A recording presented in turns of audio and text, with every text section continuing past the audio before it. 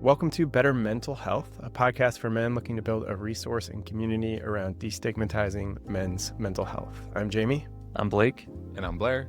Today we decided to really dive into our pledge to destigmatize conversations around topics men are less inclined to discuss openly. Today we wanted to share and talk about our own insecurities, because we all have them. Whether they show up in our bodies, our bank accounts, our relationships, our families, they can drastically affect our sense of self-worth. So we decided that it was time to start giving these the attention they needed. So who wants to go first? I mean, I can jump in. I'll just kind of start with what I remember being like my first insecurity. And that was when I was a kid, I was kind of a late bloomer. So I was like the short kid in my class, basically through like junior year in high school. I remember weighing in freshman year weights class at 97 pounds. And I remember that stood out to me. Yeah, in high school. That stood out to me because I was the only person on the list with double digit weight. Everyone else was triple digit. Because for some reason, this was all posted like publicly on the wall in the weights room. So after we'd all weigh in and like we would do like our maxes and all that, the coach would like post it all publicly. Oh man, I don't know why. Just to rub it in a little bit more. Yeah. So that's why I remember that weight that I was at that time. So I was like very, insecure about my size. Obviously that's an easy thing to be targeted, kids in high school and junior high are pretty mean. So if they find something that they can like easily target. So there was like a little bit of bullying that would happen in high school that I remember. Nothing like too crazy, but it was just like a recurring theme in my life. Just like, I remember one time being at the sink in the bathroom, like washing my hands, and another kid came in and he just like looked at me and he's like, "Wow, you're really small." And I was like, "Thank you." I hadn't noticed. Yeah. So I think that did have like a pretty serious impact on my self-confidence growing up, where I just always kind of felt insecure about my general appearance and like how I presented to the world. And just I was curious. Yeah. One of the questions I came to the episode wanting to ask was there any comments that people have made in your past that really stuck with you? So I'm glad you brought that one in. I'm sure there's going to be more as the episode goes on, but yeah, just like an offhanded comment that stuck with you forever. This person has no idea that affected you, that you still remember it vividly just by him saying like, wow, like making an observation in his mind or their mind. Yeah, you're right. That the fact that still sticks with me today. Yeah. Like clearly it had an impact on me at the time.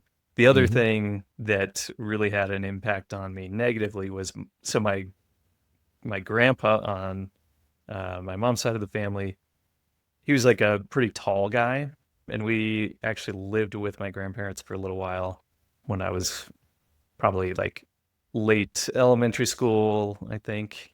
And for some reason, he like really liked to poke at that. He would target that a lot, always making comments about how short I was and just that I was small. And I don't know why he felt the need to do that all the time.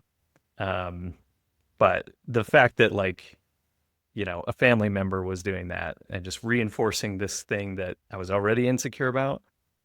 Because I don't know if this is what you're getting at, Blair, but hearing like something that you're insecure about, like hearing that from somebody else is just like, oh, wow. So this thing that I don't like about myself, somebody else just verified that they noticed that thing too. And so everybody must notice it, right? Because this one person said something.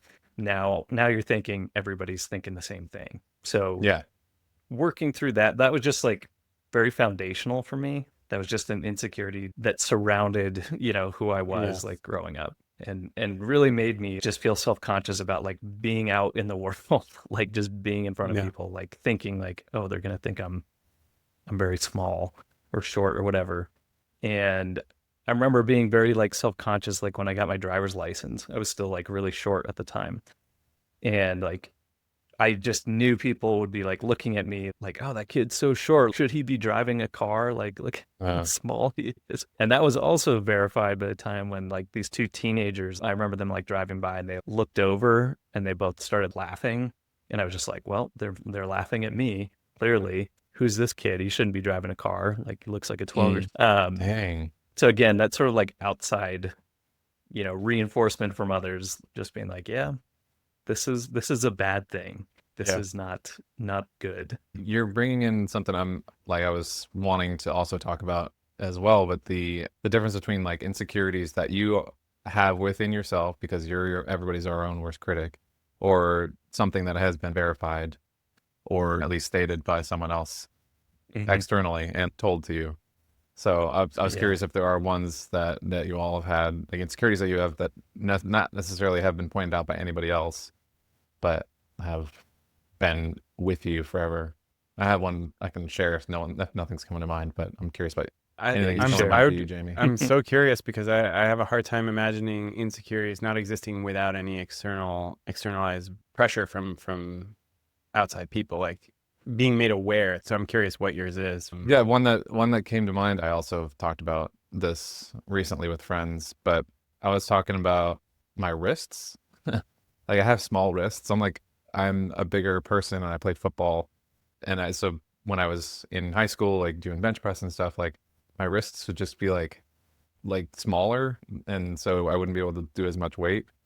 But I told that to my friend the other day and he was like, wait, so have you ever heard anybody comment on that? Has anyone ever noticed that? And I was like, no, but it's something I've thought about my whole life. Yeah. And he's That's so funny. These insecurities are so weird. So that's like an example, I guess. But even something that's like overt, like my hair, it's very fine. And it has been since I was probably mid-20s, early 20s. But the wind blows the wrong way and it stands up really quick. Yeah. I see you nodding. Blake, we probably talked about this on your other channel quite a bit. But yeah, it's not that I've actually heard anybody be like, oh, your hair looks thin.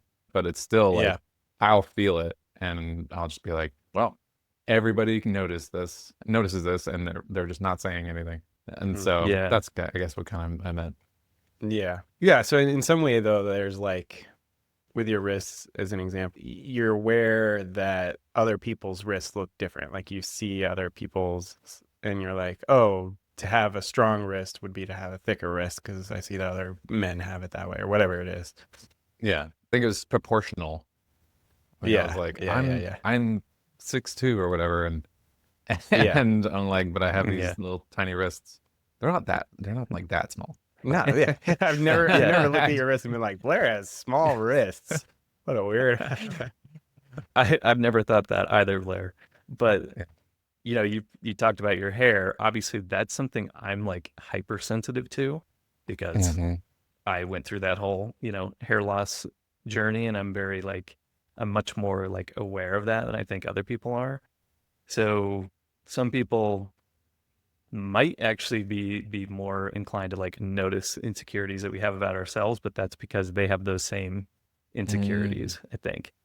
Because when we're fixated on something in ourselves, then we start to notice it in others. It's like when you're looking to buy a new car and you want to buy a whatever, and then you start to see that same car everywhere. It's like the thing that we're paying attention to, we start to notice elsewhere. But that is why I always found it kind of strange that my grandfather would like call me out for being shorter, because like he was a pretty tall guy. So but I do wonder if there was some other underlying insecurity. Maybe he felt like because his grandchild was smaller, that reflected on him somehow. I'm not really sure. Right.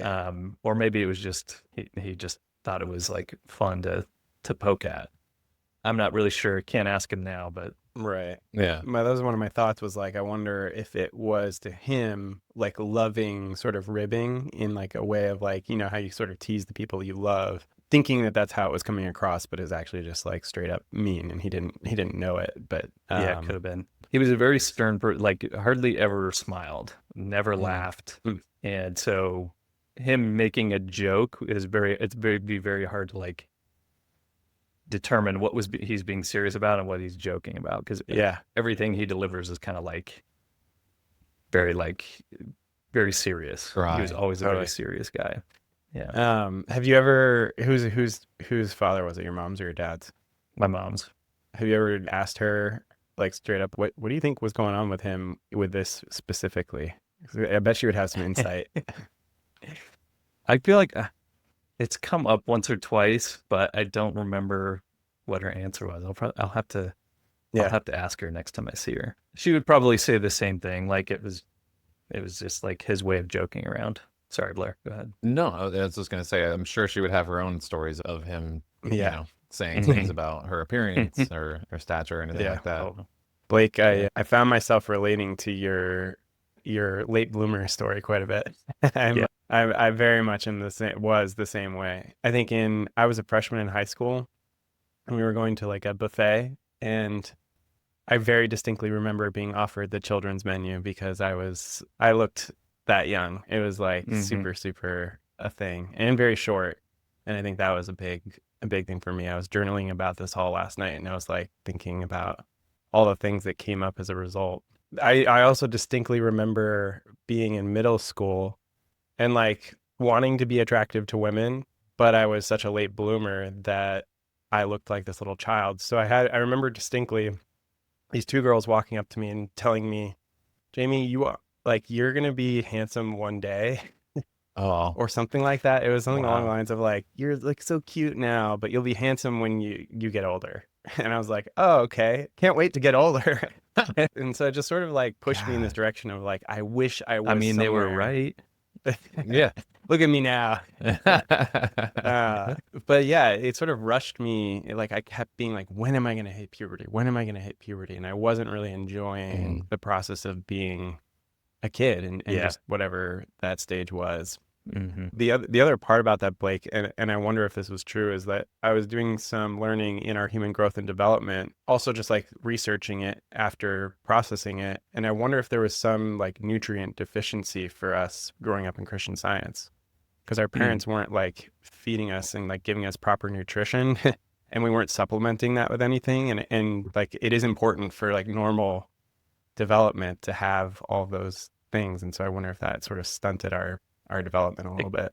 It could have been. I do know that my dad and his dad were very similar to me growing Oh, up. really? They both told me that they both could like relate to me, at that age because they like went through the same thing. And my older brother did not have that experience at all. He was like, I think he was pretty average height most of his life. So Yeah, you had that to compare to.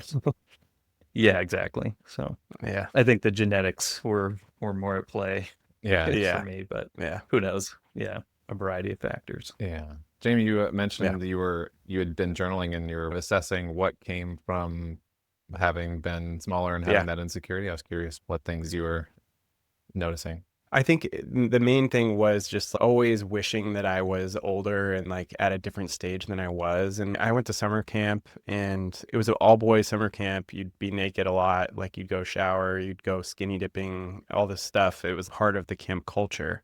And that's since changed. But at the time, you'd have a very visual representation of where people were at in terms of puberty development. And I always had like, I was very little and underdeveloped, and I just was like watching all of my friends, like deep voices, big dicks, lots of hair, all the stuff was happening. And I was just like, looked like this little child. I was just super insecure about it. Didn't want to have to shower in front of people, didn't want to have to do the skinny dipping and all the things. And it's the reason that that type of stuff is no longer part of camp, and it never should have been. But I think that it just was, it took a lot of my confidence down, kind of like Blake, you were talking about. Another aspect of that is I just didn't ever feel like I fit into a space. Like I was always just a little bit more shy, a little bit more embarrassed to sort of be in a space. And I think that's had a sort of a trickle down effect or trickle up effect to my life now, where I think a lot of my self-confidence issues or my social anxiety issues stem from that period of my life. So it's like, it is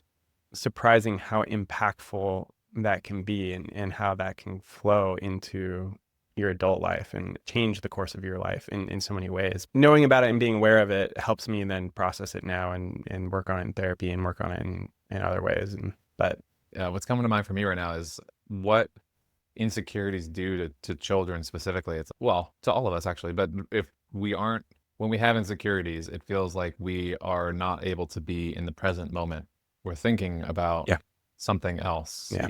And that just completely takes us out of our lived experience and being able to enjoy like this finite amount of time that we experience on this plane of existence. So it's like, if there's so much energy put into these things that, as I was describing, maybe you only notice, but also, things you can't help. Mhm. Like you're not able to develop, you're not able to increase the speed of your Yeah. human development. Yeah. That's just when it's Yeah. going to come. Yeah. But there's so much angst and anxiety associated with it that, we're not able to just enjoy ourselves. Totally. Yeah. It's what a waste of childhood. Right. Right. Yeah. I think Jamie, you and I had very similar, experiences in that regard. It is crazy how just like, just some little difference in genetics can like, because you didn't go through puberty, quite as soon as other kids your age, that just like has this long lasting like blow to your confidence that can show up in different ways later on in life. And on the other end of it, like imagine being maybe those kids who are bigger, maybe, I don't know, Blair, maybe you can speak to this as a taller guy. I don't know. Do you like compare yourself to others and be like, oh wow, like does that give you maybe a boost of confidence? Like, oh, I'm bigger, I'm stronger, I have these things that these other people, because the comparison goes both ways, right? You're comparing yourself to somebody thinking, wow, I don't have everything that person has, or wow, I'm doing a lot better than that person. And the confidence kind of pushes, I imagine it pushes one way or the other, depending on which side of that you're on.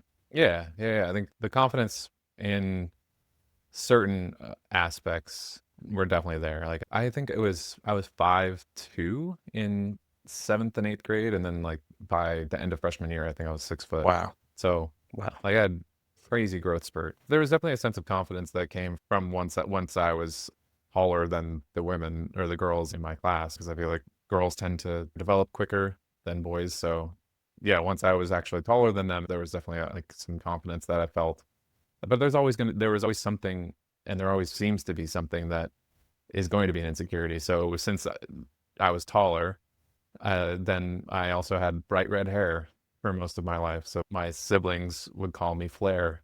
I think one sibling actually called me, like, not for any extended amount of time. Flair definitely has stuck around with a couple of my siblings, but the other one was FedEx, where like a FedEx guy dropped me off because I was the only redhead in the family.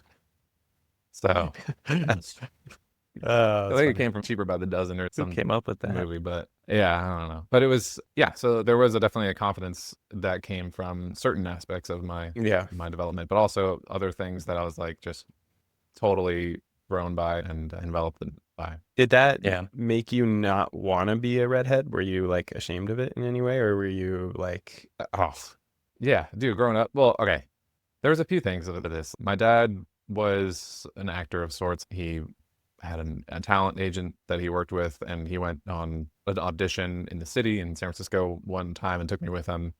And eventually I got recruited into commercials. It was the early 90s or early mid 90s. I was a redhead. That was like advertising commercials 101, was like put a redhead on screen. So in that aspect, like it definitely helped me in a lot of ways. But as an actual child in the real world, and through like the South Park episode of Kick a Ginger, or was that, I don't know if that was, or Gingers Have No Soul, and then Kick a Ginger Day on like the Facebook group that got big. But also my name being Blair and the fact that I had red hair, like just there was so many rhymes and ridiculous shit that children would poke and prod at. For sure. And then when I went to somebody, I guess I did try to talk about my insecurity with, was my mom at one point, about my hair specifically. Her response, I remember being like, wait, this is not helpful at all. I went to her and I was like, I don't necessarily love my red hair or something to that effect. And she was like, women pay so much money to have that color of your hair. And I was like, that's not helpful. I am a boy. Yeah. So yeah, it was a yeah, I was trying to be helpful, just not necessarily the right Yeah. thing I needed to Mhm. hear at the moment. Yeah. But is there anything she could have said that would have like made you feel better, do you think? Yeah. I don't think so. I think, yeah. For some of these things, like you can't fix them necessarily. Like for you, yeah, red hair. For me and Jamie, like being shorter, but like being able to at least be able to like talk about it and relate to somebody on it can at least ease some of that pressure that it puts on you. Because I didn't really talk about it that much with anyone, like my insecurities, the Mhm. being a late bloomer, and then of course, my hair. My when I started losing my hair, I didn't talk about that either, although that was a big insecurity. But what I've learned is some things are out of your control, and they might hurt your confidence. But being able to like process that out loud and like have somebody else just be there to Yeah. sympathize with you is like it does wonders for your Yeah. mental. Without that, you're just spiraling in your own head and convincing yourself it's worse and worse and worse.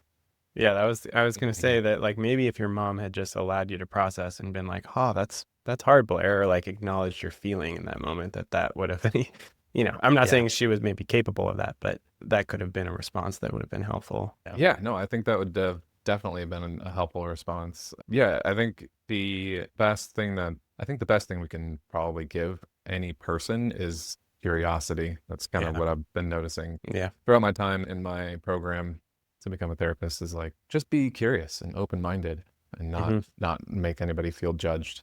Yeah. What about like you guys have any current insecurities that you're like right now, and you'd be open to sharing you live with in the moment? Yeah, I can jump in on that. Yeah, it's interesting. I think like Do the it. older you get, I feel like insecurities maybe transfer more from like physical to, Yeah. I don't know, other types of insecurities. Are you like for some, maybe it's like, oh, are you providing enough for your family? Are you performing well at work? Or there are other things that maybe aren't tied to necessarily like your physical appearance. And I think part of that is when you're kids and you're growing up and everyone's kind of like figuring themselves out. Of course, other kids are going to like look for little differences in others and like point those out. And then as we become adults and hopefully more mature, we realize everybody's different. Everybody looks hmm a little bit different. But then it comes to like, yeah, for me, I've always had like imposter syndrome at work, especially, but also as like we've been doing this podcast and I have like my other channel that I'm working on, I definitely have a lot of imposter syndrome. Like, I don't know if I'm the right person to be delivering this message. Like, hmm well, maybe it'd be Yeah. better coming from somebody else. I'm not sure I choose my words correctly or like I second guess myself a lot. So I'm definitely dealing with a lot of that right now, Yeah. which again is less of a physical insecurity, more of a, what would you call that? Yeah. I don't know. Social Performance-based insecurity. Yeah. social Yeah. insecurity. Yeah. Hmm. Yeah, something like that. Yeah, I relate to that, Blake, a lot. It was a session for school, but it was like we were doing co-counseling as part of a school thing, and I was bringing that exact same thing up. I was like, I'm feeling this imposter syndrome. We also had a post go viral and on social media, and there were some negative comments on there. And the one that Yeah. that got to me the most, which it's fun to laugh at now, but in the moment I was like, ouch. Was someone commenting, someone needs to make podcasting equipment less accessible. And it was just like, I thought it was fuck, man. brilliant. I thought it was Yeah. so funny. So if it makes you feel any better, that is just has become like a viral joke that I've seen people make Yeah, all over the place. I'm Just like sure. if they disagree with something that they hear on a podcast, they're like, make podcast equipment more expensive. Yeah, And so that person was not being creative at all that's a good by point. by Yeah. Yeah. making that comment. No. I think it just gave me the avenue. Could have pulled me.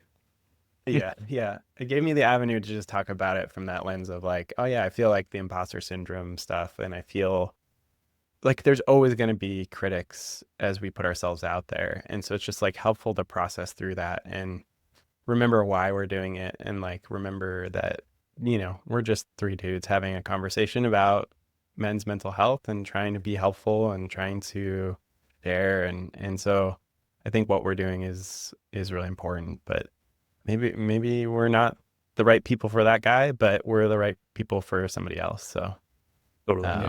yeah. Yeah. Do you guys buy into exposure therapy in that sense? Yeah. Being terrified to like put yourself out there. So now we're doing it and we're getting some, some positive comments, but of course the negative ones come in and those ones stick a lot more than the positive ones. Yeah. I guess I've been doing this a little bit longer than you guys on my other channels, and I've gotten some negative comments before on those. And so I am a little more numb to them now. Yeah. That's cool. than I was. The first time I got negative comments, I was like, oh my God, I'm going to close my account, quit everything, and go hide under a rock for the rest of my life. This one person hates me. So, and now I kind of like, whatever. People are going to say what they're going to say.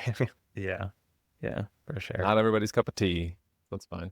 It's hard for me to imagine moving through the society that we live in without experiencing imposter syndrome to some level.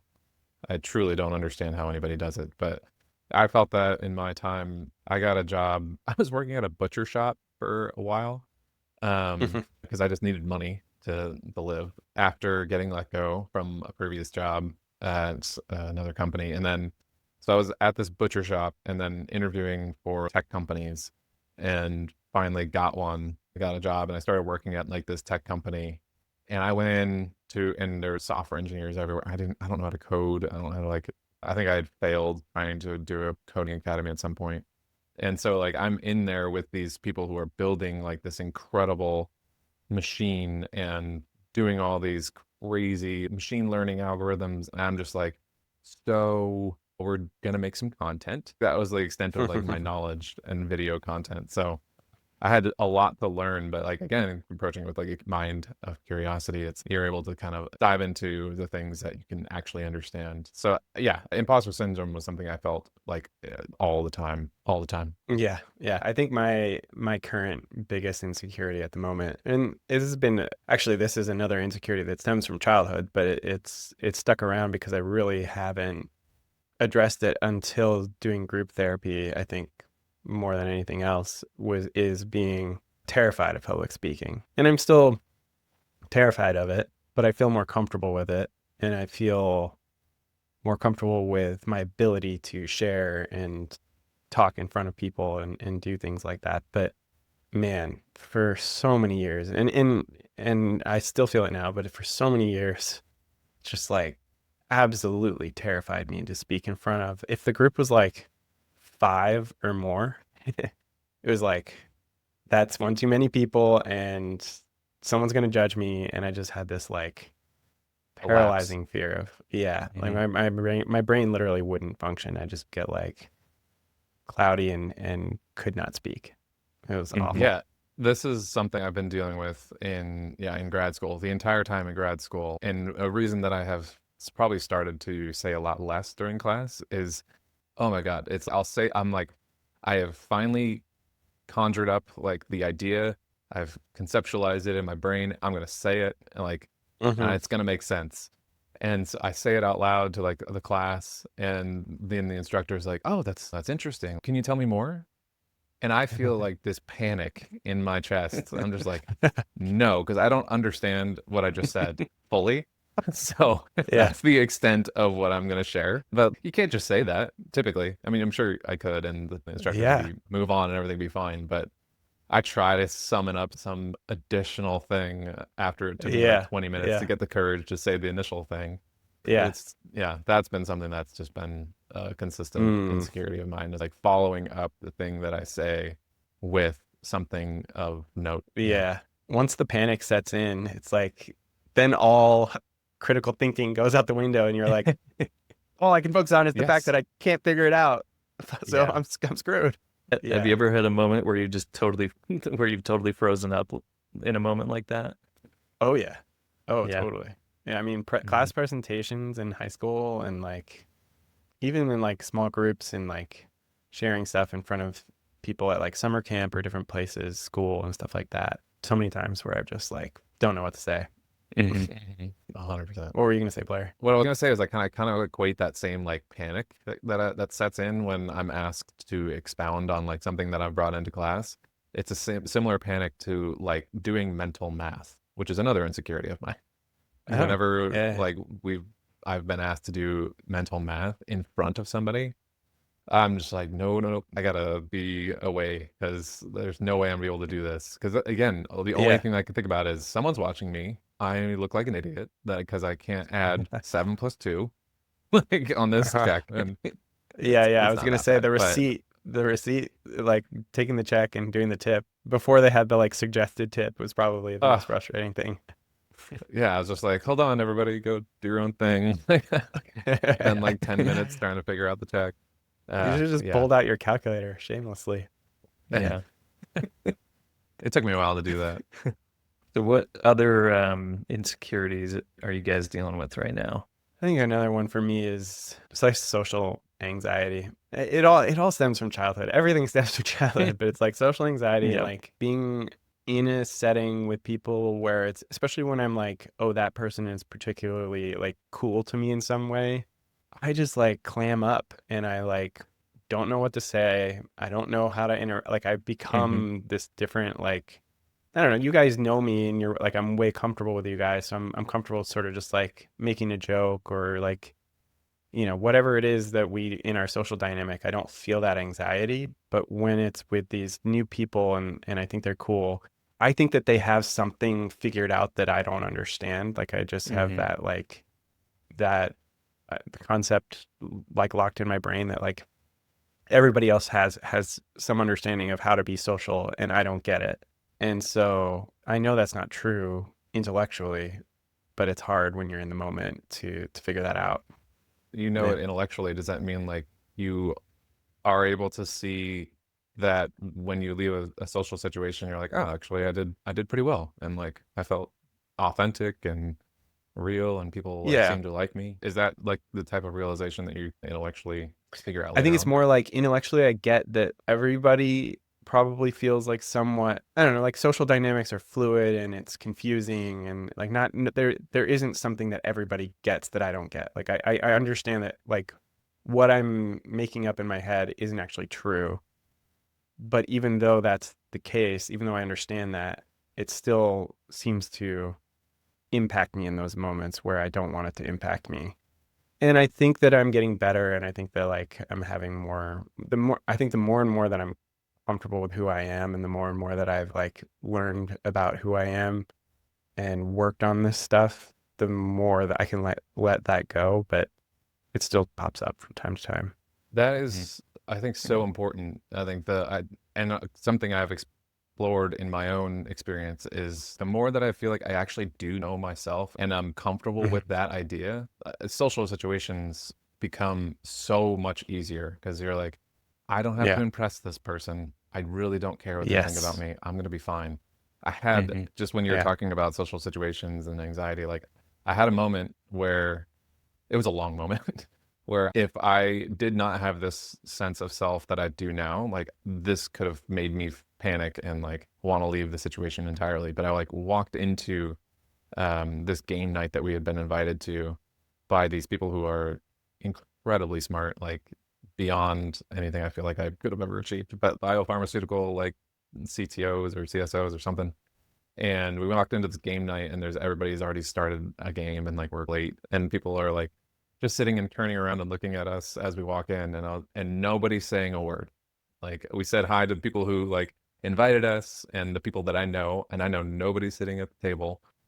And I Yeah. think the idea that I have of myself and like the authenticity that I know I'm bringing to a social situation, I was just like, I'm gonna fill the space because that's what makes me comfortable and just dissolves the discomfort that I feel from others. So I was like, I'm Blair.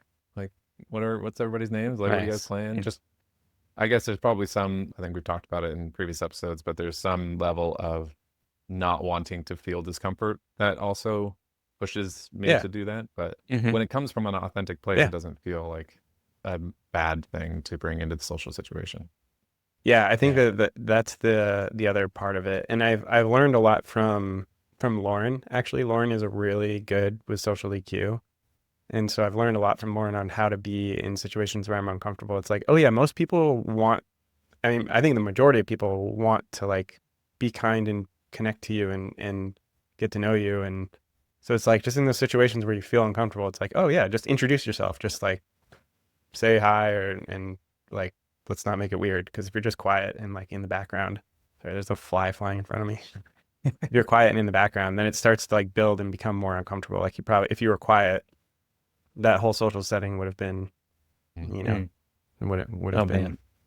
Yeah. That just like kind of like connected some dots for me. I feel like because when Nice.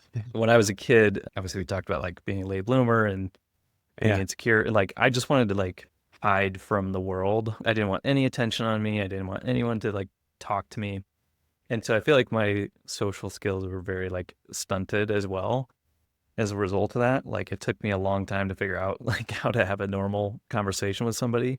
And it became a cycle of reinforcing this insecurity. Like, oh, even when I am in front of somebody, I don't know how to talk to them. And so I'm feeling even more uncomfortable and just reinforcing this, like, I just don't want to talk. I don't want anyone to be in front of me. I don't want anyone to notice me. I don't want anyone to talk to me because the lack of social skills made me feel even more insecure about a situation I was already insecure about. And it took a long time to like break out of that pattern. Honestly, like becoming friends with you guys and our other buddies at college, it was a big part of like what helped me get out of that. And I think it was because maybe some of us had similar situations growing up that we could relate to on, but also, you know, was lucky to find a group of people who would kind of take the time to like reach out to me or like, you know, get to know me instead of just being like, oh, you're weird and Yeah. and leave me alone. But not everybody has the opportunity to, you know, connect with people like that. And so it's a hard pattern to break out of for sure. Yeah. And I think that's why some of these insecurities can really become cyclical, and breaking out of those patterns is really important, but it's not always the easiest thing to do. Yeah. Which is probably, you know, why therapy is important if you don't have people in your life that can help you with those issues. Yeah. I was just going to bring that in, Blake, because it's like, yeah, imagine being at that age and having somebody to talk to that brought you curiosity, that brought you safety and comfort, and to be able to open up and talk about those things at that age, it just would have been so helpful. Also to like change the narrative. Like this is kind of something that happened in my like early therapy journey, was like I would come to therapy and be like, these are the things that I believe like about myself, and to have just someone who you are talking to being like, but that's not what I see. Like I see that this is who you are and how you want to be, and I'm like, okay, I hadn't actually thought about that. And maybe this narrative that I've solidified in my brain and embedded as like my personality and who I am isn't really the full story, or it's just one part of the story. Yeah, so true. I mean, I wanted to, if you guys are cool with it, I did want to talk a little bit about like my hair loss insecurity and stuff, because I feel like that's something that a lot of men face, is like, especially if it does happen when you're younger. Because I started losing my hair at like 22. It happened like really fast. Like I look back at photos and just look at the year like timestamp, and it from one year to the next, it was like it had like pretty good amount of hair to like, wow, this is like completely like see-through through the front, a lot of like receding at the temples. And it was just so difficult in that moment for a couple of reasons. One, because I had finally gotten out of those insecurities I had faced when I was a kid about my appearance, about like how I presented myself to the world. I was feeling better about myself. And then like this comes in, it's just like, nope, let me knock you right back down. And so going back into that pattern of like, I don't want to be out in the world. I don't want people to like see this. Like I was embarrassed about it. It was, you know, very insecure about it. I just want to bring it up because I think for any, you know, younger guys especially, but I think at any age, Blair, I know you mentioned it a few times too, just the hair loss thing, it can really mess with your confidence. It also like it becomes like such a focus of your life that it doesn't need to be. Like which is how a lot of insecurities can be as well. But yeah, keep going. Sorry. Yeah.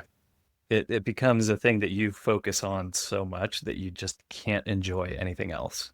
It's constantly taking up so much of your mind share that like, I mean, I would be like checking my hair like in my rear view mirror in my car, just like driving to work for no reason. Like, what am I going to do about it? Like, if I wanted to, maybe I could check it right before I go into the office. But like, while I'm just like sitting in traffic, what would be the reason for that? But it was just because I was so hyper fixated on it that I couldn't help myself. But my biggest mistake that I made was just not talking about it. And I just like kept it all bottled up. I maybe would bring it up here or there or like joke about it to the point where people are probably like, oh, it doesn't affect him at all. But in reality, it was like all I could think about. So had I just been a little bit more open about it, maybe there wouldn't be things that anyone could do to fix it, but just being able to like process it by talking about it and not going into, a death cycle in my own mind about it. I think part of it was like, I felt like it was such a silly thing to be insecure about. It's like, oh, it's so material. It's just hair. Who cares? But the more, as I've been like working on my other channel where I talk more about hair loss, I see comments all the time, like from guys who are like, I never want this to happen to me, or like, when this happened to me, I thought my life was over. So I was like, okay, I know I'm not the only one who felt this way. And yeah, even though it is a material thing, it feels like a part of your identity a little bit. And so when you lose it, it feels like your identity is like you're losing it. And that can be hard to cope with for sure.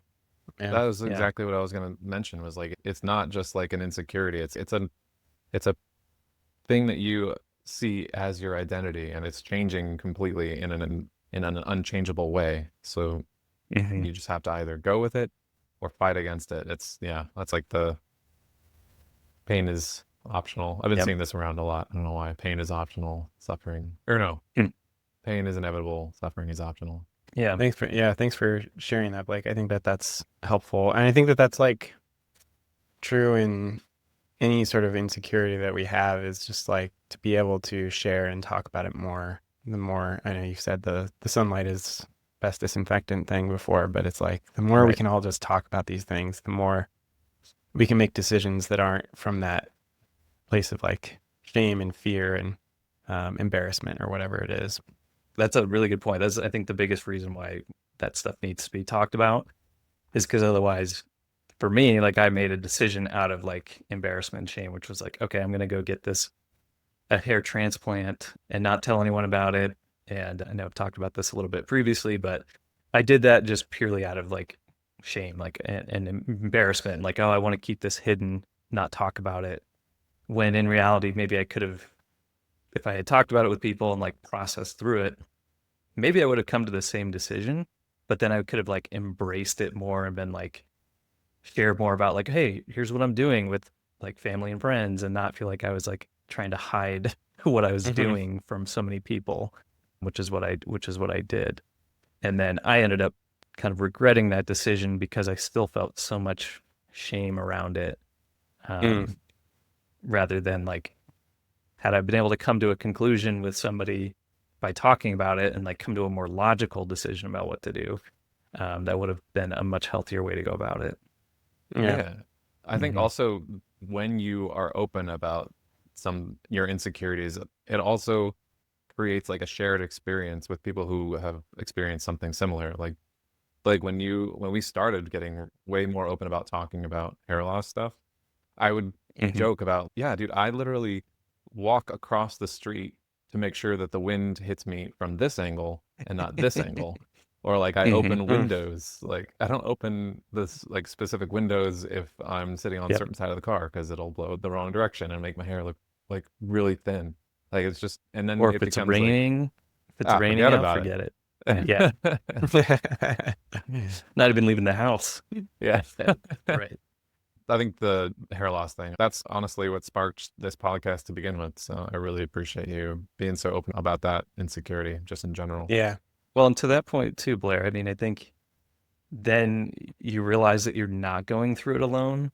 Because a lot of times with these insecurities that we're thinking about constantly, we're like, oh, I'm the only one that thinks this way. Jamie, kind of like you with your social anxiety that you were talking about, like maybe the people that you're talking to, even though they seem cool to you, maybe they're having the exact same like internal panic attack that you're having of like, oh, what Yeah. am I going to say next? I don't know. Mhm. But just being open about this stuff, yeah, then people say, oh, I feel that way too, or like I can totally relate to that, or maybe I don't have the exact same insecurity, but I have one that's very similar. And you recognize that we're all we're all humans, just doing our best and dealing with our own Yeah. our own issues that we're all Yeah. working through. What came to mind when you said that, Blake, was like, even in like when it comes to a social anxiety situation, like speaking to that outright. If I had gone into that game night Yeah. and just been like, wow, this is awkward, like it Mhm. breaks this weird social stigma, but it's also just speaking about that my own social anxiety, or maybe more specifically, like, wow, I'm feeling like really socially anxious right now. Is anybody else feeling that? Maybe you don't get the response that you want, but it's just another way of interacting. Mhm. Yeah, I definitely think that like calling it out in the moment can be helpful. Yeah, it doesn't always get met. You probably won't always get met with what you're looking for, but at least you bringing awareness to it then helps you just move through that moment. If that's all you need, then you have some way of solving it.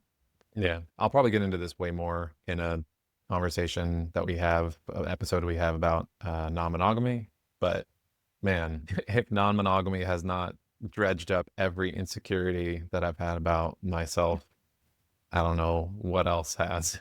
I've Mhm. had, partners in the past. We started exploring with other people and opening our relationship. When that partner met another man, I all sorts of insecurities just started sprouting up that I was like, damn, I didn't even realize I had that. I thought I was like pretty comfortable with being 6'2" and pretty fit, but then like your partner meets a 6'4" dude and he's super ripped and you're like, okay, wow, I have to deal with that now.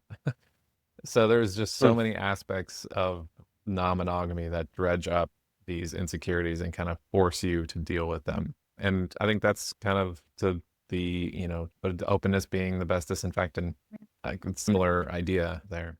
Yeah. I'm Mhm. curious, like having the experience of like your partner being with somebody who might be more fit and taller than you, what then does that what do you internally work on there after the fact? Is it like, oh, I need to just be comfortable with who I am and know that my partner likes me for my attributes, or what is it that you're sort of working on? Yeah, that's the work, is constant reaffirming of what you bring to the table, what you are, like what your relationship is, and the strength of your bond with your partner. I think that's the thing Mm. that's constantly on my mind when I have a partner going on a date with someone else. I have to have this conversation with myself, be like, all right, so they're going to be with this other person. Our bond is still strong. It's not changing because of this person being added. But the insecurity is, oh, because they are bigger and more fit and their personalities might align with my partner in different ways that I can't. There's always going to be some aspect of like potential loss of, abandonment, which is a deep seated fear for probably, I'd say probably 90% of 90+% of all humans. So yeah, it's that, Yeah. that fear of abandonment that kind of just continuously needs to be addressed and reaffirmed with I'll be okay. Yeah. Yeah. Do you Yeah. think It's good do you practice. think it's all stems from that fear of abandonment? Like, oh, she's gonna connect with this guy better, or like he's gonna have attributes that I don't have, and so she's gonna leave me. Is that the main underlying fear, or is it's like not like she's gonna leave me, but is she gonna think less of me? I think it's a combination of both. It's probably wrapped up into both of those. Like it's the, yes, she could potentially leave me, and where am I if without that person? I'll have to figure out who I am as a person without that relationship now moving forward. And then also, yeah, even if she doesn't leave me, she might want that other type of relationship more than she wants mine, and like cause a disconnect between us that has already been feeling connecting, if that makes sense. Yeah. Yeah. Um, Good. Felt myself losing it there at the end, Losing the thread. which is another insecurity. Dude, We all have that one. Yeah, well, I think that losing the thread, but also just like an intelligence insecurity for me. I mean, you were talking about this a little bit earlier, Blair, with like the math stuff. I mean, whenever I feel like I'm not able to say what I want to say or don't understand something when somebody's talking to me, sometimes I'll just like pretend like I understand when in reality I don't know what the fuck's going on. And it's like, it's okay to look stupid. Like, I do that. I think I'm getting better about that, but I just have to remind myself that it's like, okay to just be dumb and ask the question of like, what the hell do you mean? Because that went over my head. Mm-hmm. That was a huge learning for me in that tech job that I was talking about. Like, Yeah. I approached every conversation with the engineers. I ended up like creating really great relationships with and friendships with the engineers, but like talking to them, be like, I'm going to ask the stupidest questions. I hope that's okay. Yeah. And I'm going to need to explain to like I'm 5 because I don't understand what you do. Mm-hmm. That was most of the conversations that I had at that job. Yeah. Yeah. Yeah. That is like the biggest way to resolve that insecurity is like just to lean into it and be like, you know what, I don't get what you're saying at all. I need you to break it down for me a little bit more. Yeah. Most people are happy to do so. They're not going to be like, well, you're too stupid for me, so Yeah. I'm just going to leave this conversation. They're just like, oh yeah, like let me find a different way to explain it. There was a guy I used to work with who like he was so good at just asking tons of questions. Like he wasn't the sharpest guy technically, but because he wasn't afraid to ask questions, everyone still talked about him. I mean, he left the company a while ago, but everyone still talks about him as just like this great person, and like he connected with everybody, but it was really just his curiosity and wanting to have the knowledge that he didn't have, and being okay, not even looking foolish, but just being like, I don't understand this. I need you to explain it to me.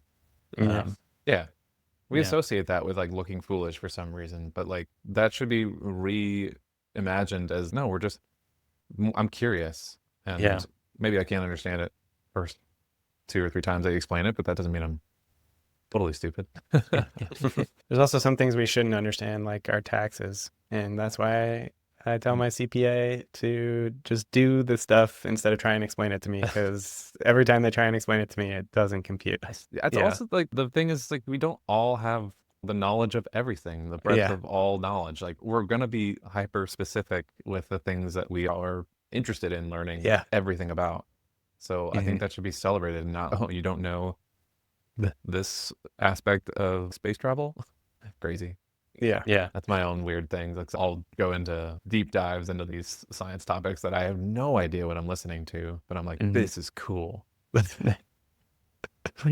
I sent one of those crazy videos to you guys last night. I don't know if you guys watched it. Probably not, but No, I haven't watched it, but I will.